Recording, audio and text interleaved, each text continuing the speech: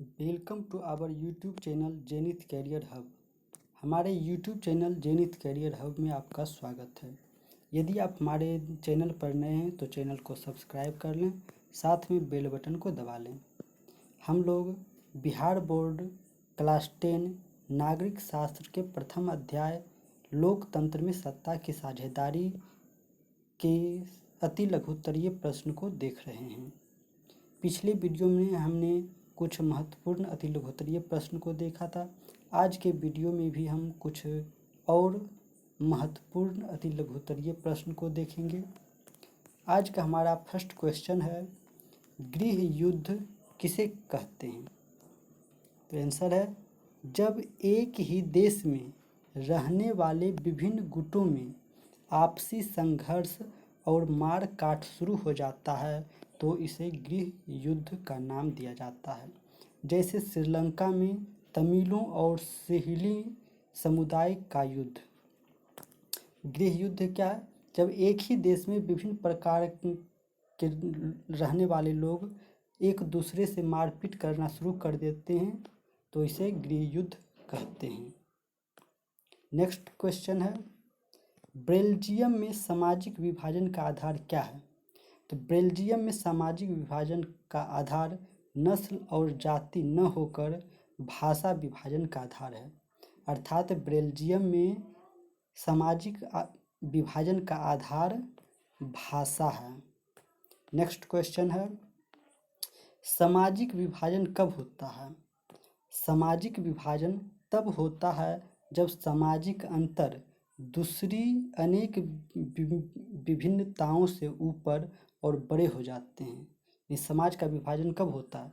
तो समाज का विभाजन तब होता है जब सामाजिक अंतर दूसरे विभिन्न पहलुओं से ऊपर हो जाता है। नेक्स्ट क्वेश्चन है, नस्ल के आधार पर भेदभाव का उदाहरण कहाँ देखने को मिला था? तो आंसर है, नस्ल या रंग के आधार पर भेदभाव का उदाहरण मॉस्को ओलंपिक 1968 में स्वर्ण पदक समारोह में देखा गया था। तो नस्ल के आधार पर भेदभाव पहली बार मैक्सिको ओलंपिक 1968 में पदक समारोह में देखा गया था। नेक्स्ट क्वेश्चन है, मांगें कब आसान बन जाती है? आंसर है, मांगें आसान एवं स्वीकृति योग्य तब बन जाती है जब ये संविधान के दायरे में होती है तथा दूसरे समुदाय को नुकसान पहुंचाने वाली नहीं होती है। अर्थात मांग तब आसान बन जाता है जब ये संविधान के दायरे में होता है और इससे किसी दूसरे को नुकसान न पहुंचे। नेक्स्ट क्वेश्चन है, क्या सामाजिक विभाजन राजनीतिक शक्ल अख्तियार करती है?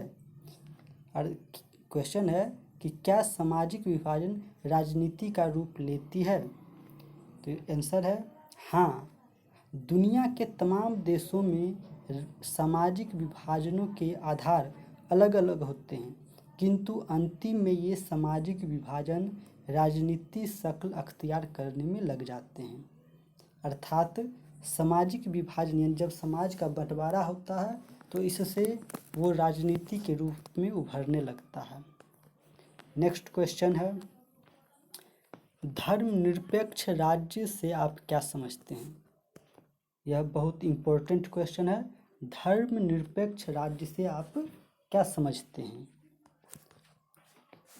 तो वैसा राज्य जिसमें किसी भी धर्म विशेष को प्राथमिकता न देकर सभी धर्मों को समान आदर प्राप्त हो उसे धर्मनिरपेक्ष राज्य कहते हैं।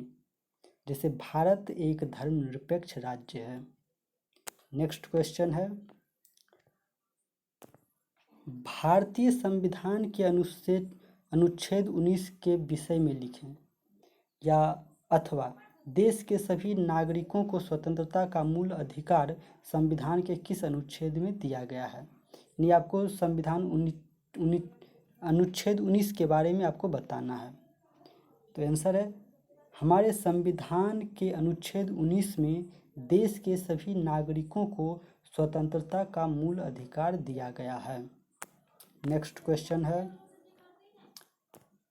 सामाजिक विभाजन की स्थिति कब पैदा होती है, यानी समाज में विभाजन कब शुरू हो जाता है।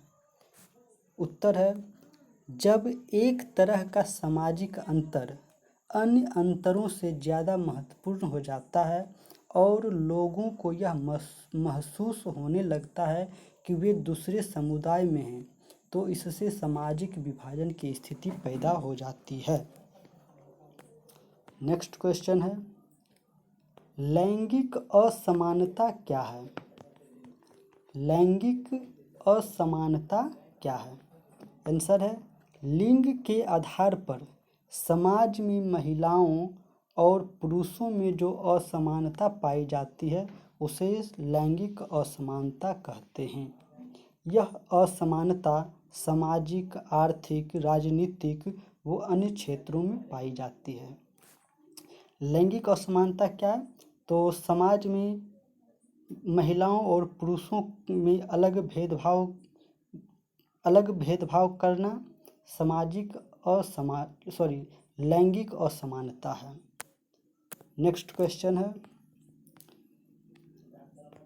भारत को गणतंत्र क्यों कहा जाता है। भारत को गणतंत्र क्यों कहा जाता है। आंसर है देश ने 26 जनवरी 1950 ईस्वी को स्वनिर्मित संविधान को अंगीकार एवं स्वीकार किया, जिसमें नागरिकों को मूलभूत अधिकारों को सुरक्षित रखने पर बल दिया गया, अतः भारत को गणतंत्र कहा जाता है। अर्थात हमारा देश 26 जनवरी 1950 को संविधान लागू किया था और उसमें मूलभूत अधिकारों को सुरक्षित रखा गया, इसीलिए भारत को गणतंत्र कहा जाता है। नेक्स्ट क्वेश्चन है, सत्ता की साझेदारी से आपका क्या तात्पर्य, यानी सत्ता की साझेदारी से आप क्या समझते हैं। जब देश की सत्ता में देश के अंदर रहने वाले सभी वर्गों को हिस्सेदार बनाया जाता है तो इस व्यवस्था को सत्ता की साझेदारी कहते हैं। यह भी इम्पोर्टेंट क्वेश्चन है। इस प्रकार हमने कुछ महत्वपूर्ण अति लघुत्तरीय प्रश्न को देखा। आपको ये वीडियो कैसा लगा कमेंट बॉक्स में बताएं। अगर आपको ये वीडियो अच्छा लगा हो तो वीडियो को लाइक कर लें और अपने दोस्तों के साथ शेयर करें। चैनल को सब्सक्राइब कर लें, साथ में बेल बटन को दबा लें ताकि जब भी हम कोई न्यू वीडियो अपलोड करें तो आपको सूचना मिल जाए और आप इसका लाभ सबसे पहले उठा सकें। हमारे साथ नेक्स्ट वीडियो में हम कुछ लघुत्तरीय प्रश्न को देखेंगे। इस वीडियो को अंत तक देखने के लिए आप लोगों का बहुत बहुत धन्यवाद।